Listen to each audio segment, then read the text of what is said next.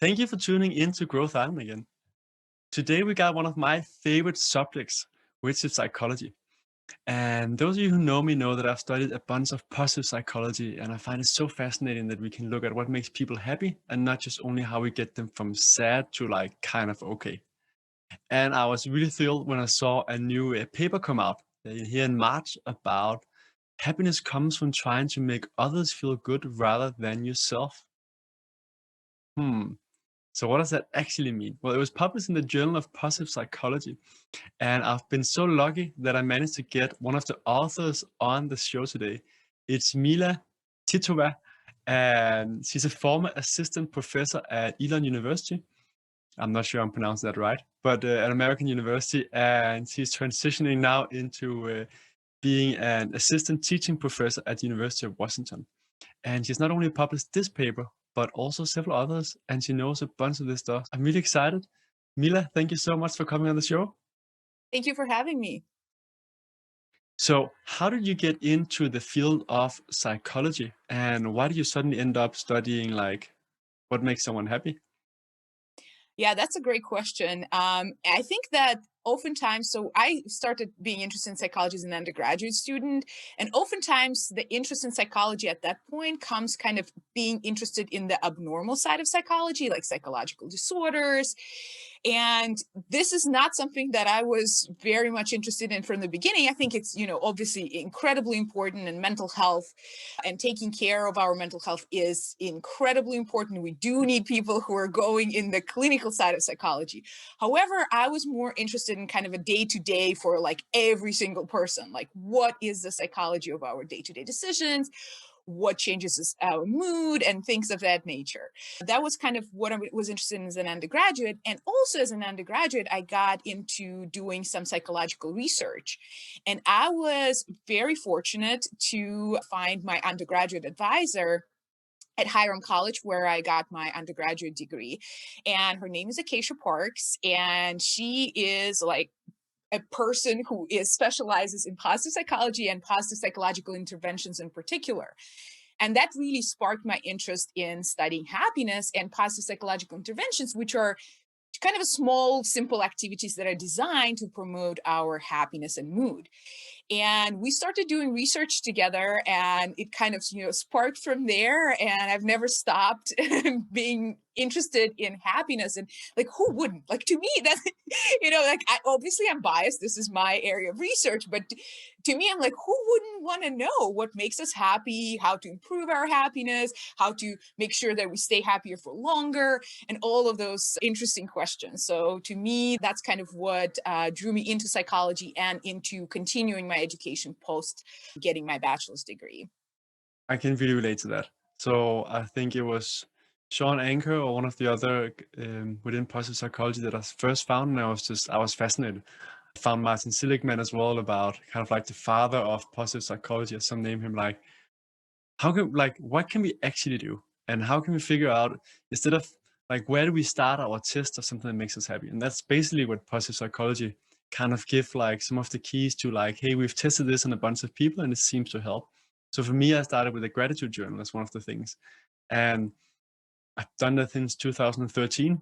And it really just, for me, it's an amazing thing that I don't want to give up. So, but going into your research, you came out with this study, happiness comes from trying to make others feel good rather than yourself. That's a catchy title. And I definitely feel when I'm helping others, it makes me happier than doing more things for myself. But tell me a little bit more about the study. What did you figure out, and what does it actually mean, that title? Yeah, we already knew from previous research kind of what made me think of this particular research question, that we knew that relationship with others are really important for our well-being, good quality relationships. We also knew that doing things for others, like such as pro-social spending, for instance, that there has been series of studies done by Laura Aknin and Elizabeth Dunn, and they showed that spending money on others in various different ways, and they tested it like so many studies, and it showed that it's better than spending money on ourselves, which is also kind of a counterintuitive finding. But then I was thinking, like, well, what about if we take it a little bit further and we actually switch from making ourselves happier and improving our own mood to trying to do that for others? And even kind of framing it in that way, that was kind of a novel thing. So there has been studies looking at prosocial behavior in general, but not necessarily trying to improve somebody else's mood and happiness. And that's what we wanted to look at in this study with my collaborator. And we started kind of easy with asking our participants to recall a time when they did something to improve their own mood and happiness, or they did something to improve somebody else's mood and happiness, and just measure their happiness kind of to the best of their ability to recall how they felt at that moment. And we did find the difference. We found that those who were recalling the times that they did something for somebody else's mood and happiness actually reported at least remembering feeling happier.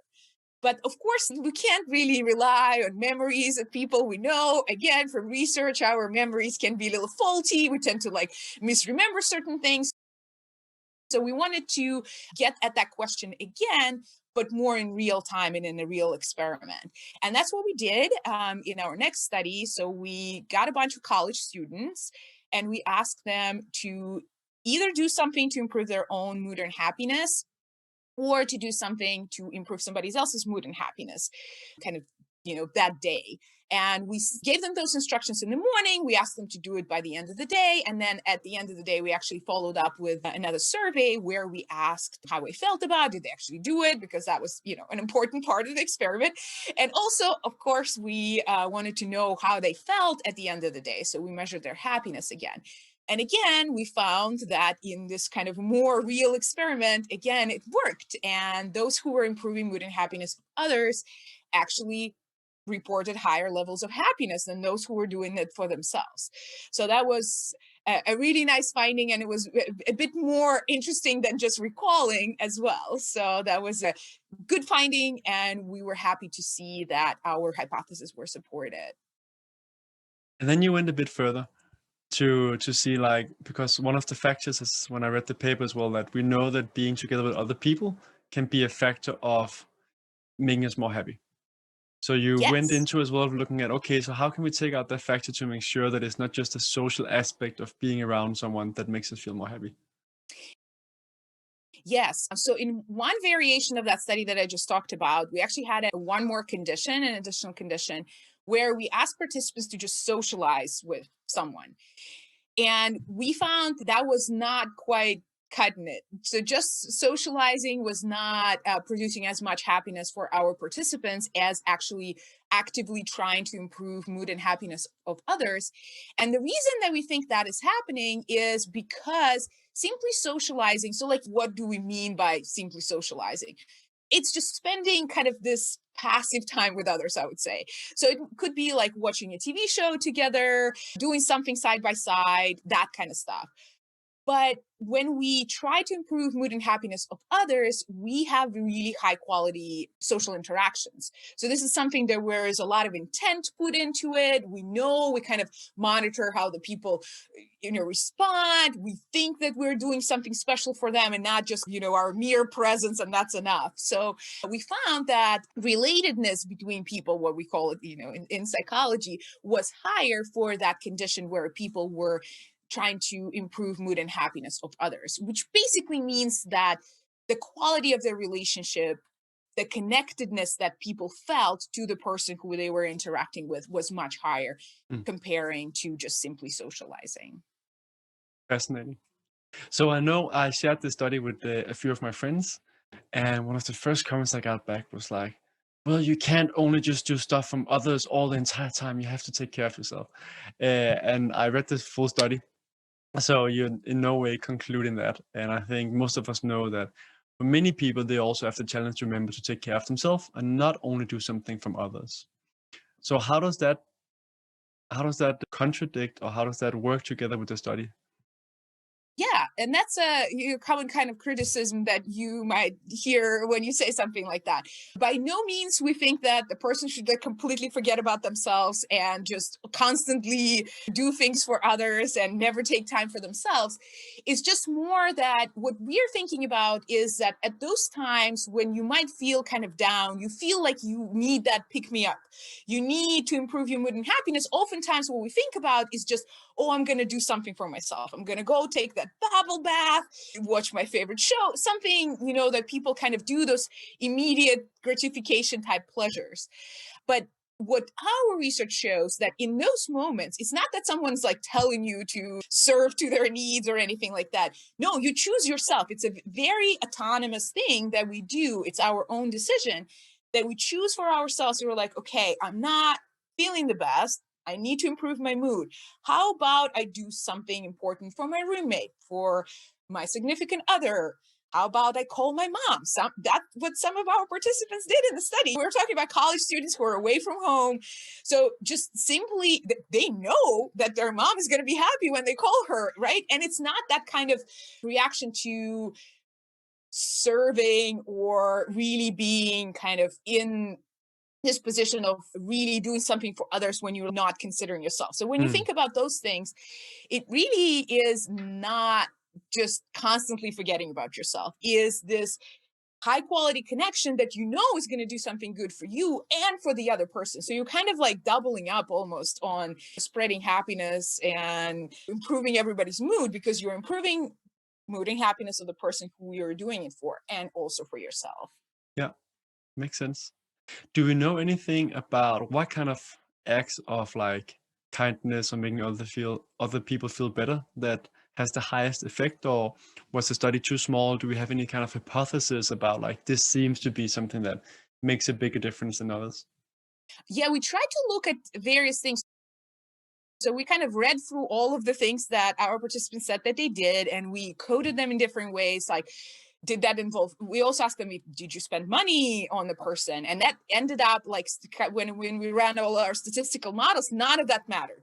How much time they spent, how much money they spent, is just kind of the sheer act of doing it. So, for instance, again, going back to the example, someone called their mom. Maybe they were on the phone with their mom for, I don't know, 10 minutes. Somebody else took their friend out for dinner. That one thing was free and kind of small and fast. The other thing involved some money and probably took at least an hour.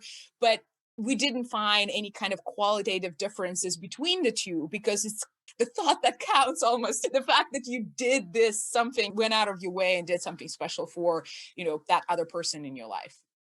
That's fantastic. That means there's a lot of opportunities for all of us to just actually act on that. I guess where it's like if someone is feeling sad about feeling that they're giving all the time, that's when they shouldn't just go focus on giving more to that person. But in many other cases, basically what the study says is do something for others as well will make you more happy. I think at least some of the theories that I heard is also like the feeling of agency and actually having the possibility of being useful and that it gives perspective to your own life, that like there's something innate in us human beings that we want to be useful to others, right? And we also see Yes. our life in a different perspective if we're doing something good for others. Yes, and there's actually more newer research that suggests that we actually have this like psychological need for beneficence, meaning helping others. And there has been studies done by Frank Martela and Rich Ryan, who looked at this kind of potential need for beneficence. And I also done some studies looking at that as well. And what we found in the studies that I have done is that if you want to help and you don't get to help, it affects our well-being in a negative way, right? So we don't feel so good when we don't get to act on our desires to help others. So it is something, and kind of suggests it is something that just we as humans need. We're social species. We're hardwired to want to be with others, to be helpful to others, and to be of need for others as well. That's definitely something I can resonate with as well. I feel the most when I'm contributing to others. That's also when my happiness level is the highest, together with when I'm kite surfing. So I think most of us can resonate with that. What's some Yeah. of the other fascinating research that's coming out within positive psychology? Either some of the stuff that you have done or other things where you're like, this is something more people should know to live a happier life. Yeah, I think that I really like this new research on beneficence. Like, I was already thinking about the studies and kind of the study that we've talked about in terms of improving other people's happiness. But as psychologists, we're always interested in, well, why is everything happening, right? So here it kind of comes, it's such a good fit to everything that I'm interested in. And this kind of need for being prosocial, need being helpful to others. So it's not just being connected to others, but also being useful to other people, having this need to just contribute in this beneficence way to the society as a whole.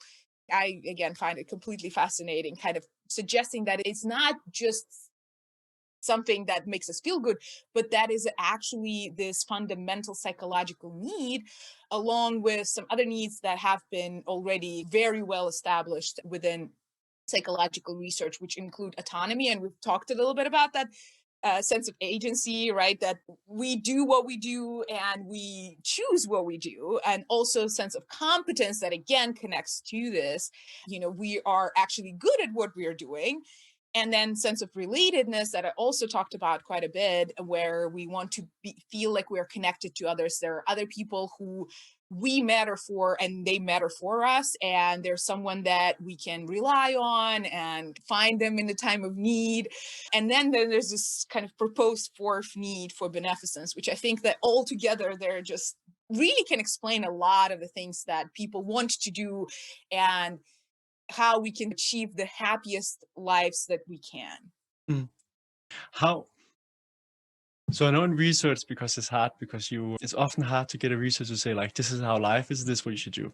Because there's so many variables, so many things that hasn't been tested. So it's already like, what's the population that we looked in, and that's going to change and so on. But if you then took kind of like what you can say from a scientific standpoint, but like practical standpoint from what you've seen, what could be a recommendation? Would that be like, try and do something like once a week at least that benefits other, or that you're helping other, or twice a week or 3 times a week, or like small, like anything that we could kind of prescribe, and not really prescribe, but kind of recommend people to test? Yeah, you're totally right. That as researchers, we're like, I'm not telling you the number. I don't have the data. But honestly, I think that there's no maybe number, and it might be different from everybody. But just keeping that in mind, which I think that, especially with that research about making others happier, what it's just so counterintuitive. Oftentimes, when we're like, okay, I am not feeling my best, I want to improve my own mood and happiness, let me stay within me, not talk to anyone until I feel better. So that is often the approach that people naturally have. So my advice is try to not get into that pattern. Yes, this might have been your natural response, but think about those findings. Think about that actually doing something for others might be the best way to improving your happiness. So don't wait until you've done something for yourself until you reach out to others, but just switch the focus, right? And try to help others, and just do it whenever you remember, whenever you can. Don't try to schedule your first social deeds, but just you remember, you do it, just think about it. I would say Yeah. that would be a great start. Awareness is the first point, that you know about it and then you can try and act on it. Yeah. Mhm. So that's a concrete advice, that you actually try and do something good for others. We know that a gratitude journal is something that works quite well. That's very concrete, people can do. I know some of the research says that it helps the most if you do it 3 times a week, more than if you do it every single day. But I also know that the studies are done on university students, and they had to do it over 6 weeks or 8 weeks. And some people feel a little bit stressed about having to do it every day, where most people, when they get into the routine, they actually prefer to do it every day. What's something else concrete, like applicable from positive psychology of studies that you have seen, where it's like, you can do this little thing in your life and it's probably going to make you more happy? So someone is listening and be like, okay, I want to implement being nice to people, helping Mhm. others, and I want to implement this other thing. Yeah, I actually like the combination of the gratitude journal and being it other focused. What one thing that you can, especially for people who are in relationships, a wonderful thing you can do, you can literally have a gratitude journal towards your partner. Let's say, I am thankful for this thing today and that thing tomorrow and that thing, and then just give it to your partner at some point. So this way you kind of get two sides of the coin, right? You're getting your gratitude journal going, you get that part there, right? So you're yourself benefiting, and then you can get this quality relationship kind of input by sharing it with your partner. I'm sure they, or you can do it for your like mom or roommate, anybody, right? So just like anyone who you think, and you know, we usually know people, we know who would like respond to that pretty well. Yes. So yeah, doing that, and I think that kind of again gets the relationship portion taken care of. And again, relationships are important for our happiness, and also the gratitude as well. So I like that kind of activity, especially also going off to what you said, that some studies show that it can, if you do the gratitude journal for a while, maybe in a college student, it can feel like a little bit burdensome. So here's a new thing to try for people who have done gratitude journal, but maybe not this variation of it. I like it. It's very simple, and I think it's so important to remember to tell the people that we are close to what we're grateful for and that we really care about them, right? Not all cultures are like, not everyone that grows up learning to do that kind of stuff. So that's an easy way to do it and set it up so you can do something nice. And I guess that Yeah. also go hand in hand with some of the other advice of like potentially write a letter, like Hmm. whether it's like your old school teacher, someone else that you were grateful for that did something special for you, right? They both Yeah. have the gratefulness of writing down why you're grateful for what they did, and you're actually doing something good for someone else, right? Yeah. Yeah. Have you ever made such a letter? I've started on one a few times, but I still need to send it to my old school teacher, Daniela. Yeah, I thought about it many times. So a lot of my gratitude is like in my head.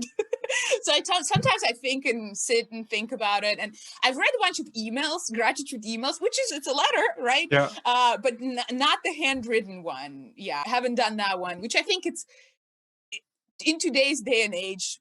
Doing something handwritten, it's like this whole another level. But I think the emails are still great, even the text message. I think it's, and I think that there is some research that shows that it doesn't really matter how you deliver it necessarily. It's just the kind of expressing gratitude, and you don't even have to deliver it. It's just being with it, thinking about it, really appreciating the person, the moment, whatever you're grateful for is really important. yeah, yeah. I have to send, like, I think an email or whether you send a video or something else. I think it's the act of doing it. I Hmm. was thinking back to the study and the recommendation of like, if you're not feeling so good, do something good for others. Like, Hmm. where is that balance when someone is too unbalanced to be able to do something good for others?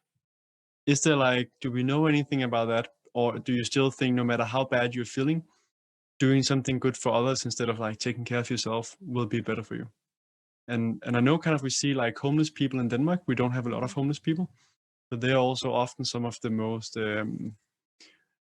what is it, generous people. Hmm. But they have very little. But that little they have, they often share, right? Hmm. Yeah, I don't know if I can answer this question kind of based on the data that we Yeah. had. I mean, on average, for all of our participants, it's just when we compare the two groups, we find that people who were doing things for others, it was working better for them. But yeah, I don't know. I can like think of the situations maybe if a person's like really depressed or something like that. But again, I don't work with clinical No. populations, so that's probably not my area of expertise. So I don't want to, overstep my boundaries. But I think that for if we're thinking of a situation where a person is not clinically depressed Yeah. and he's just having a bad day, I think that shouldn't be a problem to go for that route. But yeah, I was I also don't want to thinking more on recommend that. something that I don't know anything about. I was also thinking more about the people that are clinically depressed or have other mental issues, like whether there's situations where they're probably in the place where they should focus more on getting their own routines. I still believe, as your study found, like again, helping others give you that feeling of that you're useful Hmm. and that you have a purpose that's bigger than yourself. And where if you only focus on yourself, it's easier to continue to be sad, right? Yeah. Hmm. That wasn't to say that people that are clinically depressed are only thinking about themselves. There can be a million reasons why. Hmm. Right. So what do you? So you? I'll try one more time. So what is the next kind of studies that you would like to engage in? Like, what do we need to figure out within psychology that you're going to be chasing next? That's a good question. So I've been very interested in the beneficence need lately. So really looking at that. I actually am working with an undergraduate student right now. She's kind of I'm trying to pass on the baton to her in terms of happiness studies. And so we are trying to dig deeper in terms of trying to figure out what happens to people when they don't get an opportunity to help. Is it unique to trying to help, or is it more like that a person has a goal and they can't reach that goal? Is it specific to helping goal, or is it like any goal? So that is something that we're trying to figure out now in our ongoing studies. So I'm really interested in that kind of other side of what happens when we don't get to help. Yeah. Hmm. Mila, apart from your studies, what do you do in your own life to live a happy life? Do you have any routines, or is it just every day is like different, or anything you do like that you have to focus on? I honestly a big proponent of exercising for happiness. I know, and I mean, there's so much research that says that it's great for us. So, yeah, that is something that really helps me. I start every morning pretty much from spending at least like an hour of exercise, and I Any really, special exercise or just some kind of movement? yeah, I do CrossFit and I do running. So both of those. And I really don't want to be that stereotypical person who does CrossFit and just goes everywhere and just talks about it. But what understand why it works for me so well from a researcher perspective, because it has a huge community component that you don't get with going to a regular gym when you just put your headphones in, you don't look at anybody, you just go in, lift your weights and leave. What I love about CrossFit, and it can be found in other exercise communities of similar type, it's that it's a certain time that we all come in. So I get my little group of people who I see every day. We come in, we sweat together, we chat, we become friends. And I think that is a very important part of it. So we know the exercise help. We know having good community really helps for our well-being as well. So I think that I'm getting like the best of both worlds. And then when I go on my runs, it's more of a like this meditative state of just being in nature and having a little bit time to myself as well. I mean, in case you haven't understood, I'm very extroverted, so I do like being around people. It's not everybody's cup of tea. I also understand that individual differences are important and we need to find whatever is our best fit. But I do like, yeah, being surrounded by people and having good community. I definitely follow you on that. And it's funny that you're mentioning CrossFit. I had a coaching client the other day where we were actually discussing about community and what are sports where you really build a strong community. And I mentioned CrossFit as, at least what I have tried, is one of the places where you get one of the strongest communities, because like you show up at the same times and you're giving yourself like 110%, right? Or at least you're like pushing your boundaries, and that creates a kind of unity faster, just like people that go to the military, or people like that work on a really hard project together, like that kind of like you go through some kind of hardship and you're cheering for each other. And I think that's why CrossFit also got so big, was because you get a different level of community in that. So it's fun to hear you saying that as well, because that was a discussion I had a while ago. Yeah. And I think that, yeah, that definitely what makes it unique. And I agree totally that kind of going through this hard thing together. And yeah, and especially, yeah, there is always no one leaves until everybody's done. Everyone is cheering on for everybody. And I think it's a big community building thing. And it does really help to feel like you belong somewhere, which Hmm. is also very important.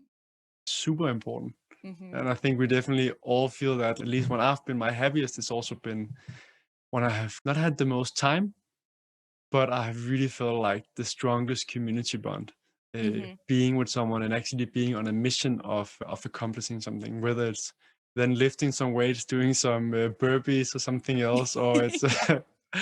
working on some kind of project or whatever it is. It's definitely something that I can feel makes a difference for how high my happiness and meaning is. Yeah. So Mila, time is running. Before we round off, if you had to finish off with one advice for the listeners, or 1 to 3 advice about how to live a healthy life or happy life, you gave some, so it can be the same from the start of the podcast. Yeah, I think just not forgetting about your well-being is very important, especially now with the pandemic. It's been a hard time for everybody. So I think that kind of recognizing that is important. And also, I think, again, I'm reiterating the same points, but relationships are important for our well-being. And we all been pretty isolated due to the pandemic. Like a lot of people were not able to see their family, and it's going to take a toll on us. So, but also remembering that with modern technology, we do have ways to connect to each other. So it doesn't have to be face to face. Yes, face to face is good and probably better, but it's better to have some kind of connection to others and do nice things for others and being helpful, even if it's from far away. It's still better than nothing. So I think that is something that especially helps us to maintain this feeling of connectedness to others in this difficult time. Agree. Fantastic. Mila, where can people find out more about you? Is that possible? I know there's like the research gate where we can go follow your studies. Yeah, you can follow me on ResearchGate. I have a website. If you just Google my name, you can find it. I usually try to keep it updated in terms of my papers that are like scientific papers that are published in scientific journals, as well as any kind of more media outreach that is covering my research. So this podcast, if you have a link, will probably end up on there. So I usually try to keep tabs on things that are covering my research on the internet, podcast, you name it. So yeah, and if anyone is a University of Washington student can take my classes in the fall. Fantastic. I'll make sure to link to your website as well so people can find that. Yeah. Mila, thank you so much, first of all, for doing the research. So the rest of us can be lazy and just like quickly learn about the tips. And then thank you very much for also coming here on the podcast and sharing some of them. Yeah, thank you so much for having me. It's been a pleasure.